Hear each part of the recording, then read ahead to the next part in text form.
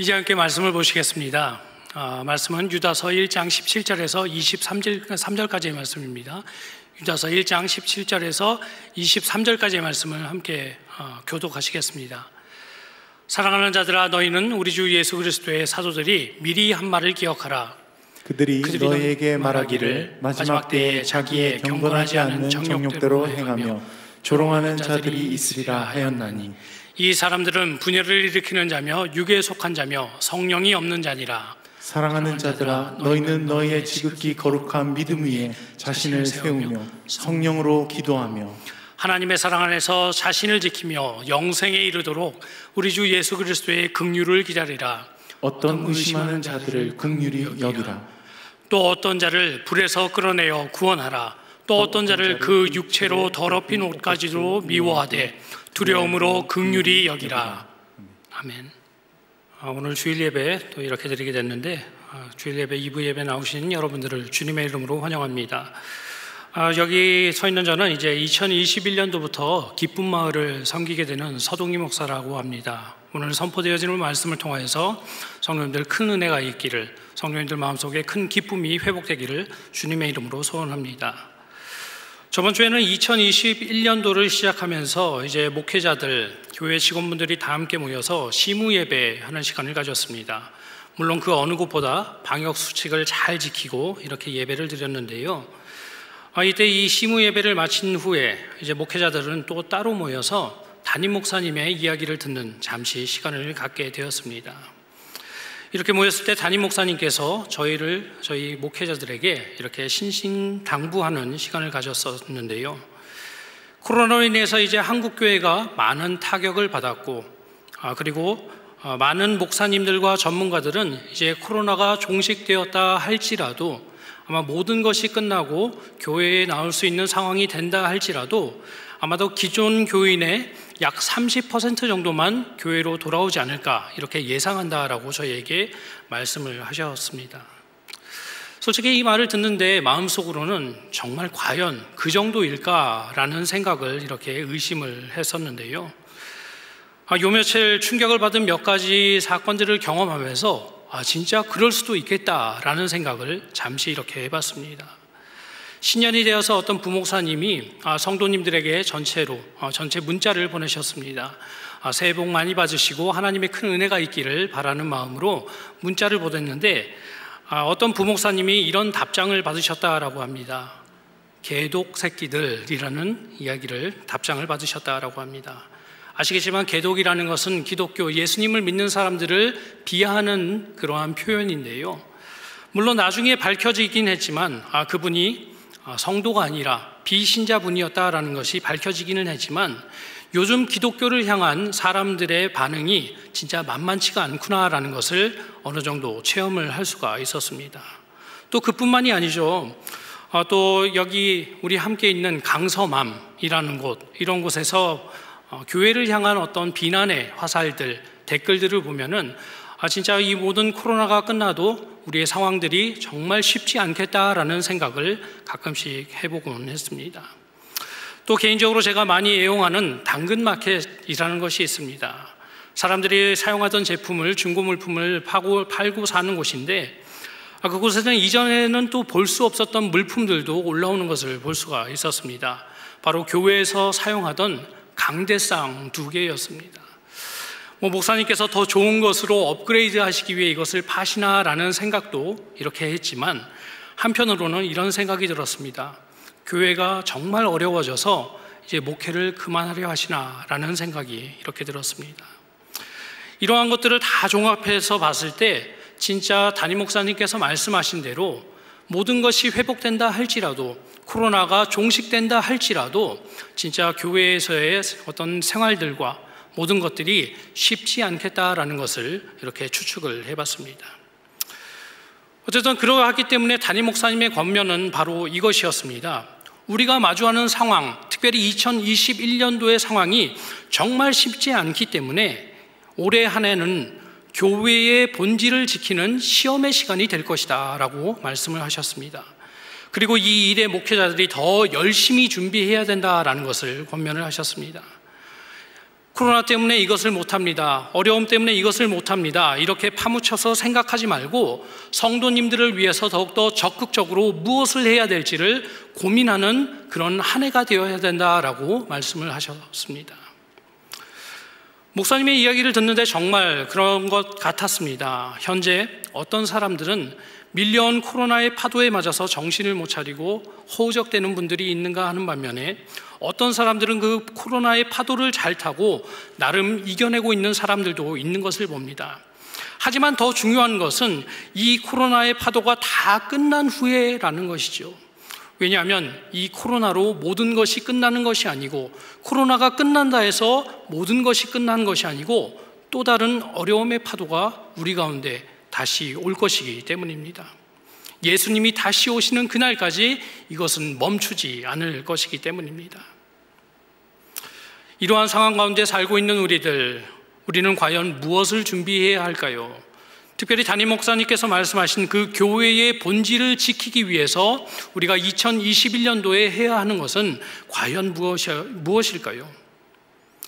개인적으로 고민하며 설교를 준비하는 중에 문득 생각나는 말씀이 하나가 있었습니다. 바로 오늘 읽은 유다서의 말씀이었습니다. 유다서는 예수님의 동생이 쓴 책이라고 알려져 있습니다. 예수님의 동생이었던 유다는 그 당시에 이단적인 사상이 들어왔던, 또 변질되고 있었던 교회를 마주했고, 그리고 그들이 교회의 본질을 과연 어떻게 지킬 수 있을까? 그렇게 계속되는 이단의 공격들과 사회의 사상 가운데서 교회를 어떻게 지킬까? 이것을 편지하는 편지였습니다. 그러하기 때문에 오늘 우리가 읽은 이 말씀, 유다서의 말씀, 이것을 통해서 하나님은 우리에게 동일하게 말씀하실 줄로 믿습니다.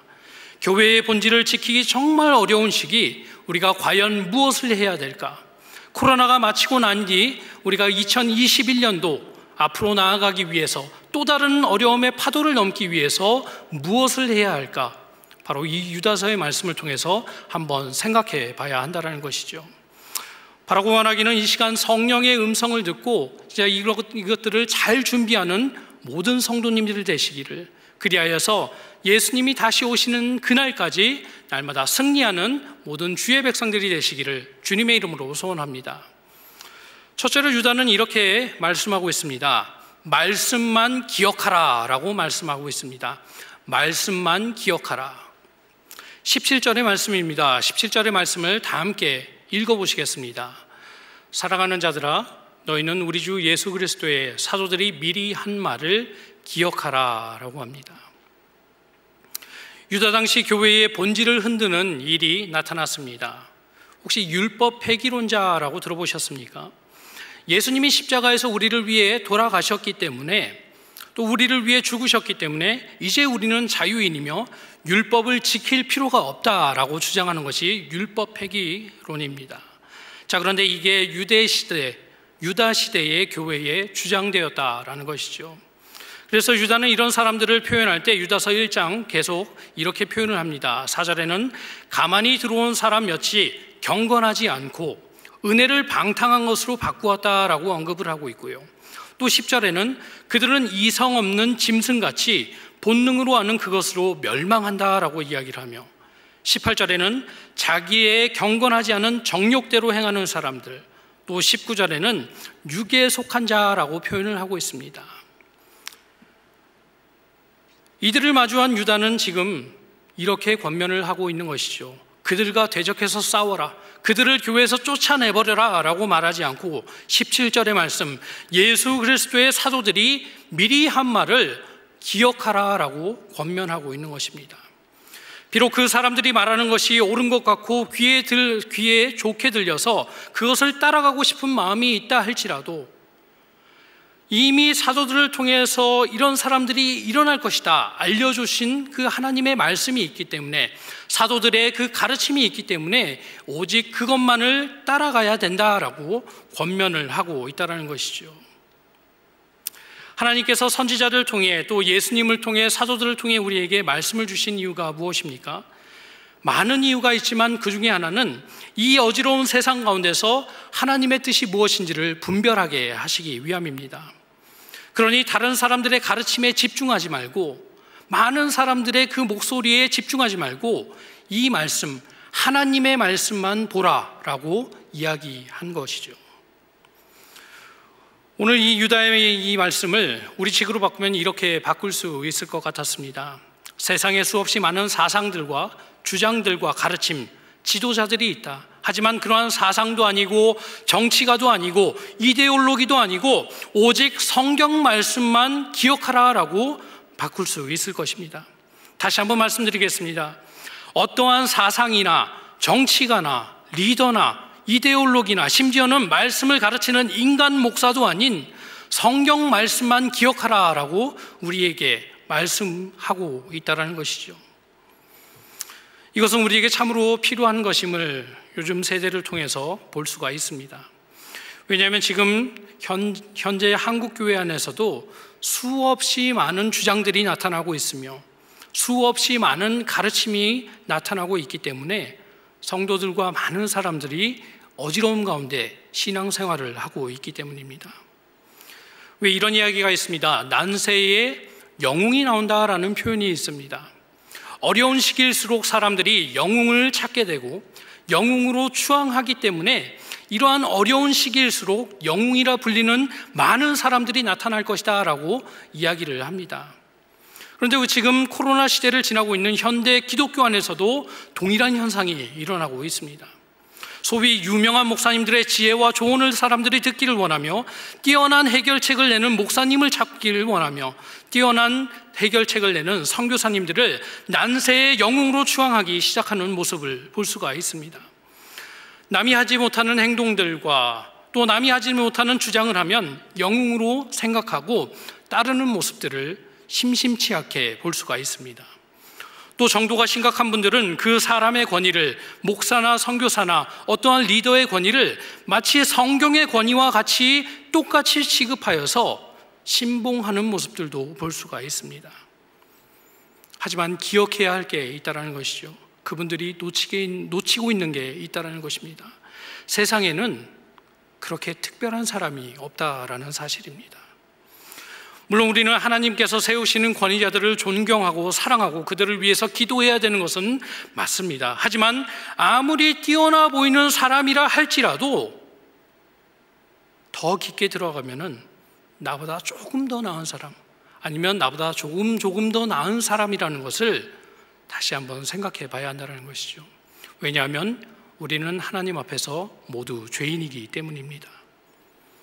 그렇기 때문에 분명히 말씀합니다. 그들을 신봉하지 말라. 하나님의 말씀만 따르라 라고 우리에게 이야기하고 있는 것입니다. 구약 성경에 있는 사사기가 이것을 우리에게 너무나도 잘 보여주고 있는 것을 봅니다. 이스라엘 백성들에게 국민적인 어려움이 생겼을 때에 그들이 간절히 기도하면은 하나님은 사사를 보내시어 그들을 구원하셨고 어느 기간 동안 평화를 유지시켜 주셨습니다. 하지만 그게 끝이 아니었죠. 또 다른 어려움이 생기고 또 그들이 기도하면 사사를 보내주시고 그들을 구원하셨습니다. 언뜻 보기에는 사사기의 모든 말씀의 주인공이 거기에 나와 있는 사사인 것처럼 보입니다. 리더들인 것처럼 보입니다. 하지만 하나님께서 이 사사들을 통해 우리에게 말씀하시고 싶으신 것은 이 세상에 있는 어떠한 사사도 완벽하지 않으며 이 세상에 있는 어떠한 리더도 완벽하지 않으며 그들이 가져다 줄 수 있는 어떤 평화와 평안은 상당히 한정적이다라는 것을 우리에게 보여주고 있습니다. 하나님께서 보여주신 그 사사들을 보십시오. 나중에는 결국 죄를 짓고 타락하는 모습들, 점점 더 심해지는 모습들을 보여주고 있지 않습니까? 마지막 사사인 삼손은 정말 처참할 정도의, 이 사람이 정말 사사인가라는 생각이 들 정도의 행동을 하는 것을 볼 수가 있습니다.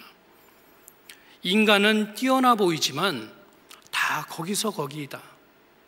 사람을 크게 의지하지 말고 오직 하나님의 말씀만 붙잡아라라는 것을 우리에게 보여주고 있는 것입니다.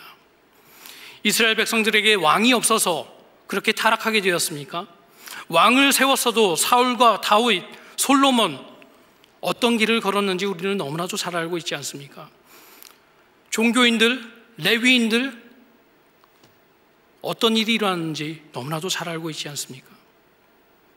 우리도 동일함을 절대 잊지 말아야 할 줄로 믿습니다.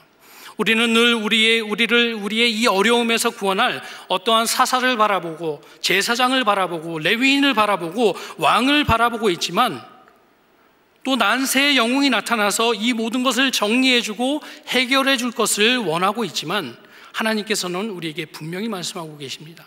우리가 바라봐야 할 대상은 오직 예수 그리스도 한 분이시며 이를 분별하기 위해서는 우리가 이 세상 가운데서 사도들이 미리 한 말, 우리에게 하나님께서 주신 그 성경 말씀을 잘 읽고 분별하는 일에 힘써야 된다라고 이야기하고 있습니다. 1월 8일 새벽에 담임 목사님의 특별 새벽 집회에서도 이것을 말씀하셨습니다. 우리를 시험하고 미혹하며 속이는 자들이 있는데 이것을 어떻게 우리가 이길 수 있습니까? 하나님의 말씀밖에 없다라고 분명히 말씀하셨습니다. 코로나가 마친 후 다시 오는 그 파도를 이겨내며 교회의 본질을 지켜낼 수 있는 모든 것들, 어떠한 리더를 따라가기 때문에 할 수 있는 것이 아니라 우리가 하나님의 말씀만을 붙잡고 나아갈 때에 예수 그리스도의 사도들이 미리 한 말, 그 말씀만을 붙잡고 나아갈 때에 우리가 온전히 승리하며 본질을 사수할 수 있다는 사실을 절대 잊지 않는 우리가 되어야 할 줄로 믿습니다. 말씀만을 붙드는 우리가 되시기를 주님의 이름으로 소원합니다. 두 번째로 유다는 나태하지 말 것을 권면합니다. 나태하지 말라라고 권면을 하는데요, 20절과 21절 말씀 함께 한 목소리로 읽어보시겠습니다. 사랑하는 자들아, 너희는 너희의 지극히 거룩한 믿음 위에 자신을 세우며 성령으로 기도하며 하나님의 사랑 안에서 자신을 지키며 영생에 이르도록 우리 주 예수 그리스도의 긍휼을 기다리라. 유다는 여기서 세 가지를 이야기를 합니다. 자신을 세우며 성령으로 기도하며 하나님의 사랑 안에서 자신을 지켜야 된다라는 것을 이야기를 합니다. 먼저 자신을 세우라라고 이야기를 합니다. 먼저 신앙생활은 우리 잘 알고 계시겠지만 예수 그리스도라는 반석 위에 무엇을 세우며 살아가는 것이 신앙생활입니다. 고린도전서에서 바울 선생님은 우리의 신앙생활을 집 짓는 것에 비유해서 우리에게 분명히 말씀을 하셨습니다. 그 반석 위에 무엇으로 집을 지을 것인가 조심해야 된다라고 권면을 합니다. 세상 끝날의 심판 때에 하나님 앞에 불에 타서 없어져 버릴 쓸데없는 것들을 너희들이 쌓고 있는지 아니면 불에 타지 않을 공적을 쌓고 있는지 확인하라라고 분명히 말씀하셨습니다. 그렇기 때문에 자신을 세워라 라고 이야기를 하고 있고요, 두 번째로는 성령으로 기도하라라고 또 이야기를 합니다. 이 말은 어떤 성령의 주관 속에서 하는 또는 성령의 감동 안에서 우리가 기도하는 삶을 살아야 된다라고 이야기를 하는 것입니다. 그런데 이 기도는 또 멈춰서는 안 된다라고 이야기를 하고 있습니다. 한국어 성경으로는 제대로 표현이 안 된 것 같은데요, 영어 성경으로 보면은 continue to pray in the Holy Spirit 이렇게 표현을 합니다. 계속해서 우리가 성령으로 기도하는 삶을 살아야 된다라고 권면을 하고 있고요, 세 번째로는 하나님의 사랑 안에서 자신을 지키라라고 이야기를 합니다. 우리가 예수님이 다시 오시는 그날까지 예수님의 그 긍휼을 기다리듯이 말씀 안에서 자신을 지키는 삶을 살아야 된다라고 이야기를 합니다. 유다는 이 세 가지를 통해서 우리에게 무엇을 권면하고 싶은 것일까요? 모든 것을 요약해 보면 이것입니다. 세우고 기도하고 지키라. 이것은 우리의 신앙생활이 나태해져서는 안 된다라는 것을 우리에게 분명히 말씀하는 것입니다. 너희들이 구원받았다 해서 나태하거나 게으르게 살지 말고 긴장을 풀며 살지 말고 우리가 천국에 다다르는 그날까지, 예수님이 다시 오시는 그날까지 말씀을 잘 지키고 기도하며 살아야 된다라는 것을 우리에게 권면하는 것입니다. 왜냐하면 좋은 결과를 나오기 위해서는 그 과정을 무시할 수 없기 때문입니다.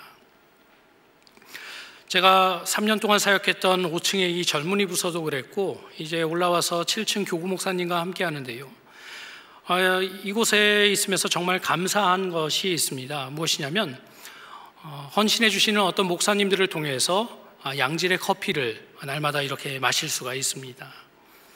자, 그런데 저는 얻어 마시는 입장에서 이 커피를 내리는 것이 이렇게 많은 과정이 필요한지 몰랐습니다. 또 맛있는 커피를 내리기 위해서는 복잡한 과정이 필요한지를 잘 모르고 있었습니다. 먼저 좋은 커피 콩이 있어야겠죠. 그 원두가 있어야 됩니다. 그런데 원두가 있다 해서 맛있는 커피가 그냥 나오는 것이 아닙니다. 원두를 잘 보관해야 한다라고 합니다. 그리고 그 원두를 또 갈기도 잘 갈아야 된다라고 하고요. 또 물의 온도도 잘 맞춰야 된다라고 하고, 또 거기서 끝이 아닙니다. 물을 부을 때도 그냥 한 번에 붓는 것이 아니라 속도를 맞춰서 잘 내려야지만 그 향이 배어 나오는 그러한 맛있는 커피가 나온다라고 합니다. 이렇게 하지 않으면은 아무리 비싼 커피 원두라 할지라도 커피의 향기가 나지 않고 마치 서리태 물과 같이 그냥 고소한 그런 물이 되는 것을 제가 경험을 해봤습니다. 자, 그런데 우리의 신앙생활도 이와 동일하다라는 것이죠. 하나님은 오직 예수 그리스도를 믿는 믿음으로 천국을 가게 하셨다라고 말씀을 하셨습니다. 하지만 거기서 끝이 아닙니다. 우리가 받은 이 보배를 우리는 잘 보관하고 잘 키우고 예수 그리스도의 장성한 분량에 이르는 그날까지 계속해서 기도하며 나아가야 된다라고 이야기를 합니다. 예수님이 다시 오시는 그날까지 이 일을 계속해서 나가는 것, 바로 그것이 신앙생활이다라는 것을 이렇게 이야기를 하는 것이죠. 구원의 확신은 우리 가운데 늘 있어야 하지만 또 한편으로는 내가 죄악에 빠지지 않을까 긴장하면서 살아야 되는 것이 신앙인의 자세이며 하나님을 믿는 그러한 사람들의 삶이라고 우리에게 이야기하는 것입니다. 그래서 성경은 우리가 은혜로만 구원받는다라는 것을 반복해서 설명하고 있지만 한편으로는 긴장의 끈을 놓지 말아라, 풀지 말아라 반복해서 이야기하는 구절들, 나중된 자가 먼저 될 것이다, 선줄 아는 자는 넘어질까 두려워하라, 조심하라, 두렵고 떨림으로 너희의 구원을 얻어라 라고 말씀을 하고 있는 것입니다. 교만하지 않게, 방심하지 않게 성도님들 늘 조심해야 한다는 것입니다. 이 코로나 시기를 지나고 있는 우리, 이전에 없었던 큰 유혹과 공격들이 우리를 흔들고 있다라는 것, 지금도 우리를 흔들고 있다라는 것을 너무나도 잘 알고 있습니다. 특별히 많은 것들로 우리를 공격하겠지만 그 중에 나태함은 우리를 심각하게 공격하고 있는 것을 봅니다. 우리 성도님들 지금 예배를 드리는 자세는 어떠십니까?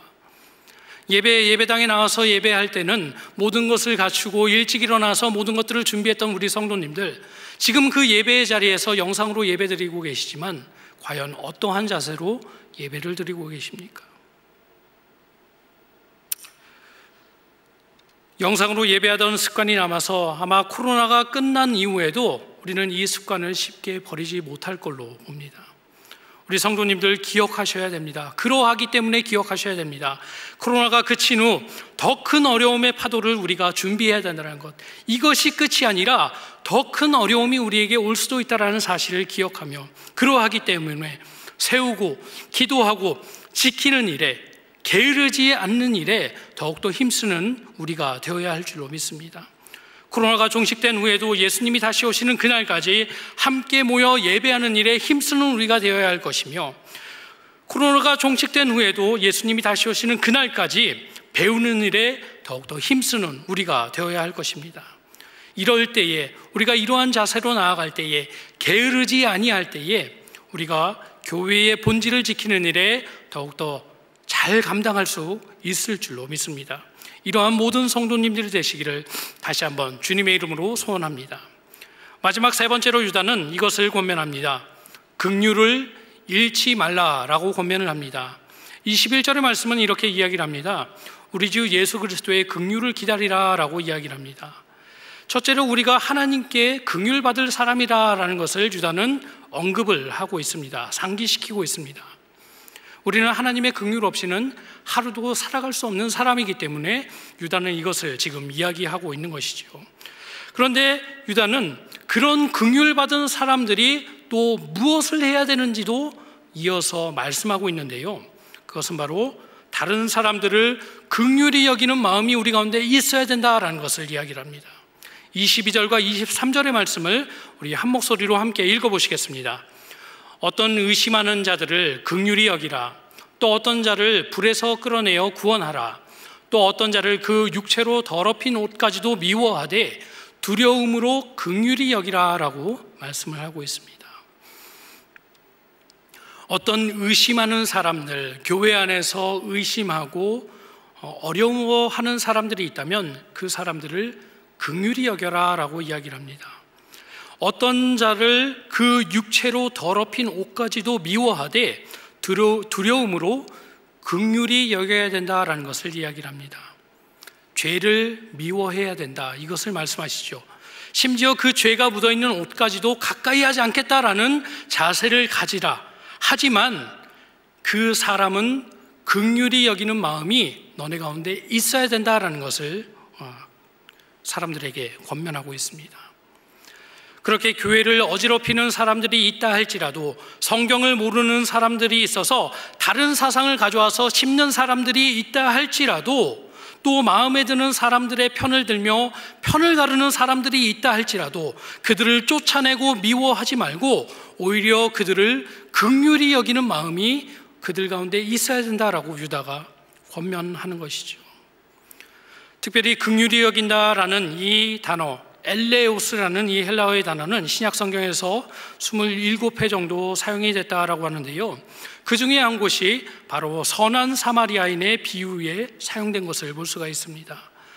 누가복음 10장 37절에 보면은 누가 강도 만난 자의 이웃이 되겠느냐라는 예수님의 그 질문에 이렇게 답을 하죠. 가로되 자비를 베푼 자니이다 라고 이야기를 합니다. 자비를 베푼 자니이다. 바로 이 사람이 긍휼을 베푼 사람이다 라고 이야기를 하는 것이죠. 정말 힘이 없고 능력이 없는 사람들, 그러한 사람들을 짓밟아버리고 무시하고 내버려두고 그런 것이 아니라 긍휼을 가지고 그 사람을 품고 도움을 주는 것, 그것이 바로 긍휼이며 자비다라고 말씀을 하고 있는 것이죠. 교회라는 것이 다른 세상 단체와 다른 것이 무엇입니까? 세상 모임을 보면은 그 차이가 확실한 것을 봅니다. 세상은 무조건 잘라냅니다. 세상 모임은 자신의 이익에 맞지 않으면 갈라버립니다. 절규하면 끝입니다. 나의 마음에 들지 않으면 잘라버리면 끝입니다. 하지만 우리는 그렇지 않아야 됨을 말씀하고 있는 것이죠. 왜냐하면 우리는 큰 긍휼을 받은 사람이며 이웃에게 긍휼을 베풀어야 되는 사람들이라고 예수님의 명령을 받은 사람들이기 때문입니다. 그렇기 때문에 유다가 교회의 본질을 지키기 위해서 긍휼한 마음을 가져야 된다라고 강력하게 권면하고 있는 것입니다. 코로나가 지난 후 우리 공동체에 이런 긍휼이 넘치는 그러한 장소가 되어야 할 줄로 믿습니다. 이 차이는 아마 코로나 후에 더욱더 강력하게 우리 가운데 나타날 걸로 보입니다. 사람들은 서로를 비난하고 미워하고 손가락질하는 것을 봅니다. 코로나 한 명 걸렸다 그러면 어떤 카페에서 모든 것을 추적해가지고 누구이더라 어디 갔더라 모든 것을 추적하면서 그 사람을 분리시키는 모습을 볼 수 있지만, 교회는 긍휼을 보이는 사람들은 그러하지 않아야 된다는 것이죠. 사람들은 비난하고 미워하고 손가락질하고 경계하게 하지만 우리는 긍휼을 베푸는 사람들이 되어야 한다는 것입니다. 1만 달란트 빚을 탕감받은 우리가 100데나리온 빚진 자들을 용서할 수 있는 그 긍휼이 우리 가운데 계속해서 이어져야 된다라는 것입니다. 그럴 때에 우리가 하나님께서 우리에게 주신 이 교회의 본질을 잘 지켜나갈 수 있을 것이며, 예수님이 다시 오시는 그날까지 이 본질을 사수하며 하나님께 영광 올려드리는 교회와 성도님들이 될 수 있을 줄로 믿습니다. 바라고 원하기는 우리 모든 성도님들 긍휼의 마음을 절대 잊지 마십시오. 세상이 삭막해지고 있지만 하나님께서 진정으로 원하시는 것이 무엇인가? 주변에 어려운 사람들이 없는가? 긍휼한 마음을 가지고 이 마음을 잃지 않는 모든 성도님들이 되어야 하실 줄로 믿습니다. 말씀의 결론을 맺도록 하겠습니다. 역사를 통해서도 계속해서 이 다가오는 이 고난의 파도들, 고통의 파도들, 어려움의 파도들, 이것을 대비한 사람들과 대비하지 못한 사람들의 그 결과는 극과 극으로 나뉘는 것을 볼 수가 있습니다. 그렇게 흥황했던 유럽 기독교는 계속되는 파도에 맞아서 정신을 차리지 못하고 있는 것을 봅니다. 극도로 약해져 있는 것을 봅니다. 또 제가 있었던 그 호주라는 나라도 이렇게 큰 파도에 한 번에 무너져버리는, 계속되는 파도에 무너져버린 모습도 심심치 않게 목격을 할 수가 있었습니다. 한국에 선교사를 보낼 정도로 그렇게 신앙적으로 뛰어났던 그 호주라는 나라가 이제는 교회 건물이 일반인들에게 팔려서 카페와 클럽이나 술집, 결혼식장으로 사용되는 것을 심심치 않게 봤습니다. 또 교회 안에는 모든 젊은이들이 다 떠나버리고 연세 드신 어르신들만 모여있는 장면들도 볼 수가 있었습니다. 무엇을 말합니까? 지금 마주하고 있는 이 파도, 코로나라는 파도도 우리가 정말 조심하고 어떻게 넘어야 될까 고민해야 되지만, 앞으로 그 코로나 이후에도 우리가 이것을 어떻게 이겨낼 것인가, 또다시 올 그 파도에 어떻게 대응할 것인가, 특별히 하나님께서 우리에게, 교회에게 맡기신 이 본질을 어떻게 간직할 수 있을까를 열심히 고민하며 살아야 한다는 것이죠. 특별히 오늘 말씀의 제목을 그렇기 때문에 본질사수라는 말씀의 제목으로 잡았습니다. 제목과 같이 이 본질을 지키기 위해서 우리는 목숨을 걸고 힘써야 할 줄로 믿습니다. 성도님들, 어디에 있든지 간에, 지금 어디에 있든지 간에 성도님들, 이 본질을 지키기 위해서 진짜 목숨을 다해서 살아가는 우리 모두가 되어야 할 줄로 믿습니다. 그렇기 때문에 유다를 통해 오늘 우리에게 알려주신 세 가지 오직 말씀만, 사람을 따라가지 말고 오직 말씀만, 또 게으르지 말며 나태하지 말며 또 긍휼을 잃지 않는 우리 모든 성도님들 되시기를, 또 그러할 때에 본질을 잘 지켜서 하나님께 칭찬 듣는 모든 주의 백성들이 되시기를 주님의 이름으로 소원합니다. 이 시간 함께 기도하는 시간을 갖도록 하겠습니다. 말씀을 기억하면서 함께 기도하겠습니다.